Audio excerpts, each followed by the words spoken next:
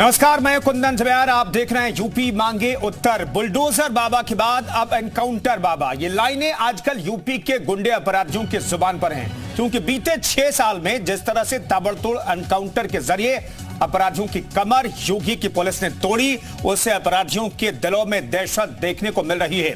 दरअसल बीते 6 साल में हुए एनकाउंटर के आंकड़े सामने आए हैं और इन 6 साल में करीब 10,000 से ज्यादा पुलिस और बदमाशों के बीच मुठभेड़ हुई है। अपराधियों के बीच एनकाउंटर का डर इस कदर बैठ गया है कि अपराधी एनकाउंटर के डर से खुद थाने में जाकर के सरेंडर कर रहे हैं।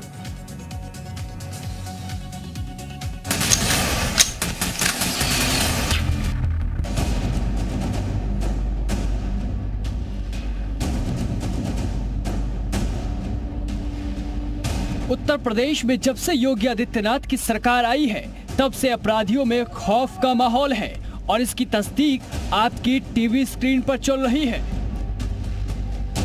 ये 4 तस्वीरें कह रही हैं। पहली तस्वीर मेरठ की है, जहां पुलिस मुठभेड़ में 25,000 का इनामी सलमान घायल हुआ। दूसरी तस्वीर बांदा की है, यहां भी पुलिस की गोली के आगे बदमाश घुटने टेकने को मजबूर हो गया। तीसरी तस्वीर मुजफ्फरनगर की है, यहाँ अपराधी ने पुलिस के डर से सरेंडर किया है। और चौथी तस्वीर हरदोई से है, यहाँ बदमाश ने पुलिस से एनकाउंटर ना करने की गुहार लगाई है। योगी सरकार में जिसने भी अपराध का रास्ता अख्तियार किया, उसे अंजाम तक पहुंचना तय है और इसकी वजह है योगी सरकार की ठोकने और मिट्टी में मिलाने वाली पॉलिसी। सीएम योगी आदित्यनाथ ने यूपी की सत्ता संभालते ही कानून व्यवस्था को पटरी पर लाने की कोशिश शुरू कर दी थी। नतीजा, अपराधी खुद सरेंडर करने को मजबूर है। योगी राज में हुए एनकाउंटर के आंकड़ों को देखकर भी गुंडे बदमाशों की नींद उड़ी हुई है। यूपी पुलिस ने वर्ष 2017 से अब तक 10,713 एनकाउंटर किए। मेरठ पुलिस और अपराधियों के बीच वर्ष 2017 से अब तक सबसे ज्यादा 3,152 एनकाउंटर हुए हैं। इसमें 63 अपराधियों को ढेर किया गया, जबकि आगरा पुलिस ने 1,844 और बरेली पुलिस ने 1,497 एनकाउंटर किए। पिछले 6 वर्षों में सूबे में 10,000 से ज्यादा पुलिस एनकाउंटर किए गए। इसी एनकाउंटर का खौफ है कि अब अपराधी खुद ब खुद अपनी गलती स्वीकारते हुए थाने पहुंच जा रहे हैं। कानून व्यवस्था को सर्वोच्च प्राथमिकता देना और अपराध मुक्त उत्तर प्रदेश और भ्रष्टाचार मुक्त उत्तर प्रदेश के लिए जो सर्वोच्च प्राथमिकता आदरणीय मुख्यमंत्री जी की रही, उसका पूरे उत्तर प्रदेश की जनता जनार्दन ने अभिनंदन किया। कानून व्यवस्था के सवाल पर उत्तर प्रदेश के लोगों को गुमराह करने के बजाय उत्तर प्रदेश की कानून व्यवस्था को और चुस्त और दुरुस्त करने की जरूरत है और प्रयागराज की घटना के बड़े अपराधियों को, नामजद अपराधियों को पकड़ने की जरूरत है। बहरहाल, अपराध पर जीरो टॉलरेंस और सीएम योगी की एनकाउंटर नीति के चलते ही आज सूबे में लॉ एंड ऑर्डर का डंका बज रहा है। पुलिस का ठोको अभियान गुंडे माफियाओं के लिए दहशत का दूसरा नाम बन गया है। ब्यूरो रिपोर्ट, जी मीडिया।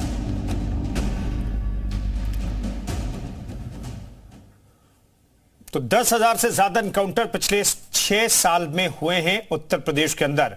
ऐसे में बड़ा सवाल यह है कि यूपी में ठोको नीति किस हद तक कामयाब रही है, और वो भी तब जब प्रयागराज में ऐसी तस्वीरें कैमरे में भी कैद हुई। इस पर बातचीत करने के लिए तमाम मेहमान हमारे साथ जुड़ रहे हैं। आलोक वर्मा साहब हमारे साथ प्रवक्ता बीजेपी के मौजूद हैं, डॉक्टर अभिषेक राय हमारे साथ प्रवक्ता समाजवादी पार्टी के जुड़ेंगे, विजय दुबे राजनीतिक विश्लेषक हमारे साथ मौजूद हैं। तमाम मेहमानों का स्वागत है।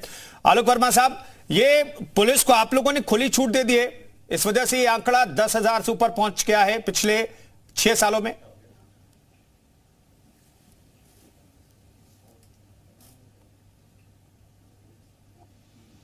बांधा नहीं है, पेड़ों में बेड़ियां जो है हमने पहनाई नहीं है। जो काम पुलिस का था 19 मार्च 2017 से पहले पुलिस उस तरीके का काम उत्तर प्रदेश पे नहीं करती थी। अगर पूरा उत्तर प्रदेश अलग अलग गढ़ों में बटा था, अलग अलग माफिया, अलग अलग नेता अगर वहां के खुद मुख्तार हुआ करते थे, तो जाहिर सी बात है वो इसलिए हुआ करते थे कि पुलिस के ऊपर राजनीतिकों का दबाव था। मुजफ्फरनगर आपको भी अच्छी तरीके से याद होगा, एक एक बड़े नेता उस समय समाजवादी पार्टी के थे, जिनको कहा जाता था कि वो मुख्यमंत्री है। 4.5 मुख्यमंत्री जो उस समय अखिलेश यादव जी के समय में हुआ करते थे, उसमें वो भी एक मुख्यमंत्री के तौर पे उनका नाम लिया जाता था। मुजफ्फरनगर दंगा जब भड़का था, उससे पहले थाने में किसने फोन किया था? क्या वो आजम खान नहीं थे? इस तरह के बहुत सारे वाकये 19 मार्च 2017 के पहले दिखाई पड़ते थे। जो सत्ता में बैठे बड़े नेता थे। मैं ये नहीं कहता हूं कि कोई भी सरकार अपराधियों पर या अपराध पर पूरी तरीके से लगाम लगा सकती है, लेकिन उसका एक जायज तरीका है। जो जायज तरीका योगी सरकार ने अपनाया 19 मार्च 2017 को, जब उत्तर प्रदेश में योगी आदित्यनाथ मुख्यमंत्री बने, तो उनको पता था कि अगर उत्तर प्रदेश के हालात बदलने हैं तो एक हाथ में शूल रखना होगा और दूसरे हाथ में फूल थामना होगा। और आज उत्तर प्रदेश में परिवर्तन जो दिख रहा है आपको, वो दिखाई पड़ रहा है, साफ साफ दिखाई पड़ रहा है। ठीक है विजय दुबे साहब, पुलिस को वो आजादी दी है उत्तर प्रदेश की सरकार ने, योगी आदित्यनाथ ने आजादी दी है कि पुलिस का जो काम है पुलिस काम करेगी, और पुलिस को जो संसाधनों की जरूरत है, हमने देखा है बजट और इंफ्रास्ट्रक्चर जो पुलिस को चाहिए वो भी सरकार ने पुलिस को दिया है। उसी का नतीजा है कि अपराधी डर करके अब सरेंडर करने के लिए थानों में पहुंच रहे हैं। नहीं देखिए, ऐसा है कि जो योगी सरकार का एक पहला कार्यकाल था, उसके बाद ही दूसरा कार्यकाल चालू हुआ है, और योगी सरकार के पहले कार्यकाल में जो भी लॉ एंड ऑर्डर, जहां तक बात की जा रही है कि लॉ एंड ऑर्डर की सिचुएशन थी, तो उत्तर प्रदेश की जनता ने उसको अगर रिपीट किया है तो मैं ये मान के चलता हूं कि वो उस लॉ एंड ऑर्डर की situation as well as governance जिसको कहना चाहिए, उसको उत्तर प्रदेश की जनता ने पसंद किया, इसीलिए योगी सरकार को रिपीट किया है। एक बात। दूसरी बात, जो लॉ एंड ऑर्डर पे स्पेसिफिकली कही जा रही है, तो अगर हमारे यहाँ लॉ एंड ऑर्डर बेहतर होता है और हमारे यहाँ पर उद्योग इन्वेस्टमेंट जैसे बातें की जा रही हैं इस बीच में, अगर वो आते हैं और उससे हमारा विकास होता है, तो इसमें कोई दिक्कत नहीं है कि लॉ एंड ये जो क्लेम है इनकाउंटर का हो या फिर और चीजों का हो, इसी दूसरे पक्ष को अगर छोड़ दिया जाए तो ये बेहतर है। लेकिन मेरा एक और मानना यह है कि जो आंकड़े दिए जा रहे हैं, क्या वो आंकड़े मानवीय मूल्यों के हिसाब से, मतलब एवरेज अगर हम काउंट करें तो योगी सरकार ने एक दिन में करीब 4 से ज्यादा अपराधियों को मारा है। ठीक है, अगर देखा जाए तो ठीक है। तो ये असल में जब इस प्रकार के आंकड़ों के साथ देखिए, हर प्रदेश में लॉ एंड ऑर्डर की सिचुएशंस क्रिएट होती हैं, हर प्रदेश की police law and order control करती है, लेकिन जब हम एक क्लेम करते हैं कि हम ऑन एन एवरेज 4 से ज्यादा लोगों को मार रहे हैं और वो सारे ही जो हैं वो अपराधी हैं जिनको हमने मारा है, तो ये आंकड़े कहने की जस्टिफाई भी करने होंगे सरकार को कि किस प्रकार से आखिरकार आपने जो है दर्जा का क्लेम जो है उसको कैसे किया है। तो ये सारी बातें जो है अपने आप में बहुत गंभीर हैं और बहुत गंभीरता से हार करती हैं। लॉ एंड ऑर्डर की बात अपनी जगह पर सही है।